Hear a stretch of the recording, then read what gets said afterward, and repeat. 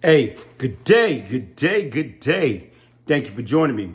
Just in case you're joining me for the very first time, I am your host, the real Brian Glaze Gibbs.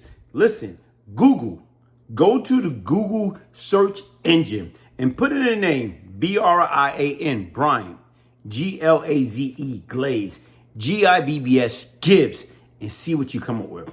This is my ministry. What I do is I talk about the good, I talk about the bad, I talk about the ugly. But once again, my objective is right now is this is strictly for educational purpose.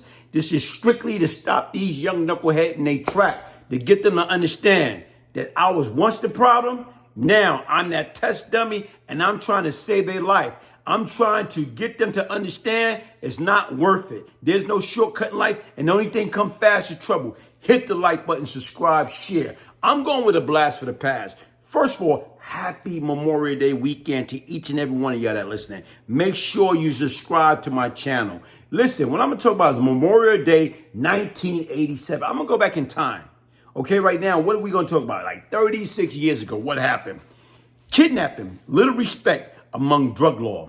Okay, I'm reading an excerpt. So anybody right now this is coming from the book. My book, Beyond Lucky, the Brian Glaze Gibbs story, a true story of crack, money, murder, and redemption. So right now it's a blast from the past. While I was back in Brooklyn House doing Memorial Day weekend of May 1987, Channel 7 News flashed a lady picture on the screen. I thought the woman looked familiar. With Fat Cat still in prison, the competition thought it was a good time to take advantage of the situation. On a weekend prior to Memorial Day 1987, a lady left her home in Elmont, Long Island. She was driving her brand new Mercedes-Benz, going shopping to prepare for several cookouts for the Memorial Day weekend when she was pulled over by two individuals posing as NYC detective. They were driving an unmarked car, supposedly investigating the murder of parole officer Brian Rooney. This innocent woman was Joanne Mousy Nichols, the wife of Lorenzo Fat Cat Nichols, and for that, she was kidnapped off the street of Long Island in broad daylight. Go figure.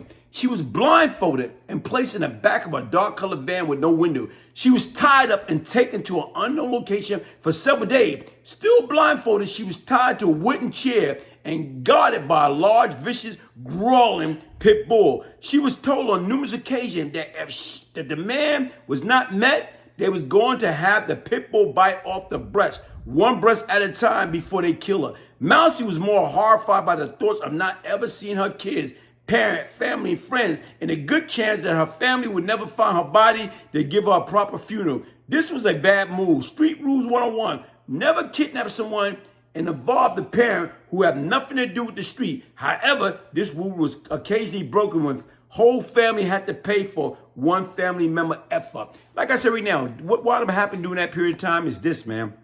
It's a guy, may his soul rest in peace, King Allah, highly intelligent individual from Red Hook Project. And like I said right now, guess what? He knew Fat Cat.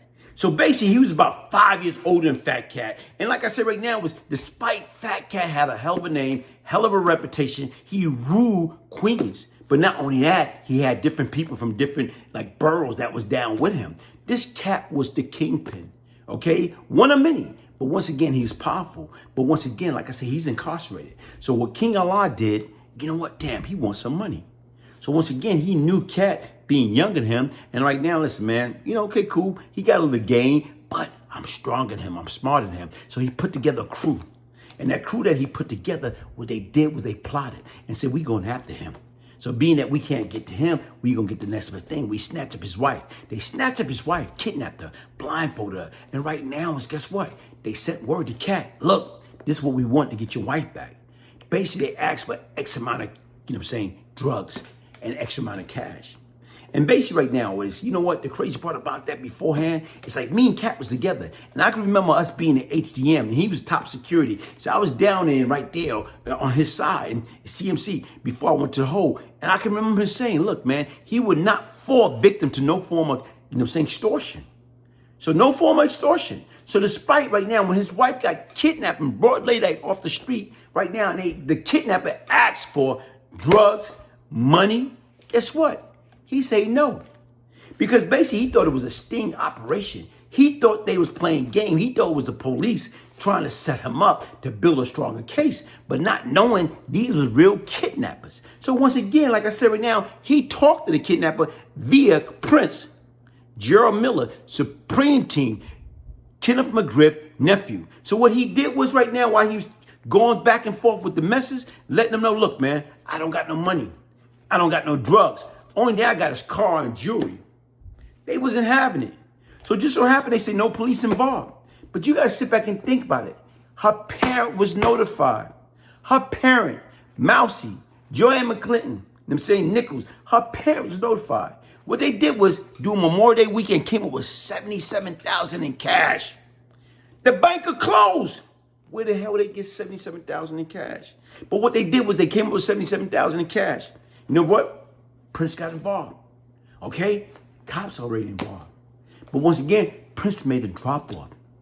And what happened was, guess what? Once he made a drop-off, the kidnapper got the money, and guess what? Mousy was released. Sit back and think about it. Weeks before that, they kidnapped a Puerto Rican, a Hispanic drug dealer. And once again, they contacted his father. And they asked for 10 kilos of coke or heroin, whatever they asked for. And the difference is that the man wasn't met. And you know what they did? They killed that young man. So once again, they didn't play. They was real. And everything that we were talking about is real. But once again, like I say, desperate people do desperate things. So even with that being said right now, is folks, listen, why in the hell, as sharp, as smart as King Allah was, King Allah was a highly intelligent individual. But the difference right now is he used his brain cell. He used his brain power. He used his wit in the wrong way. You know, he used it as far as right now in the criminology and criminal mentality, and took advantage of people in the street by using this. But imagine if King Allah would have used that intellect in the right way. That means he could have been a doctor, he could have been a lawyer, he could have been a politician, he could have been anything that he wanted to be legally. But once again, he took the shortcut. And once again, by him taking the shortcut, what happened? Like I said right now, that story is deep. Because once again, like I said, once they kidnapped Mousy, and right now, once they let her go, it didn't stop then. Because he's telling his crew, don't worry about it. Fat Cat is a big drug dealer in the metropolitan area of New York City. So we don't have to worry about, guess what, going to jail. We don't have to worry about her coming to testify against us, at the hearing or at trial. Because once again, her husband is a kingpin. But that wasn't the case. Because once again, when they had the hearing, she went. When they was about to go to trial, she was about to go. But what they did was they sent a dead mouse and 3 bullets. And they sent it next day air to a Long Island address. She no longer lived there because after the kidnapping, she left town. But wherever she was at, they forwarded her mail to her.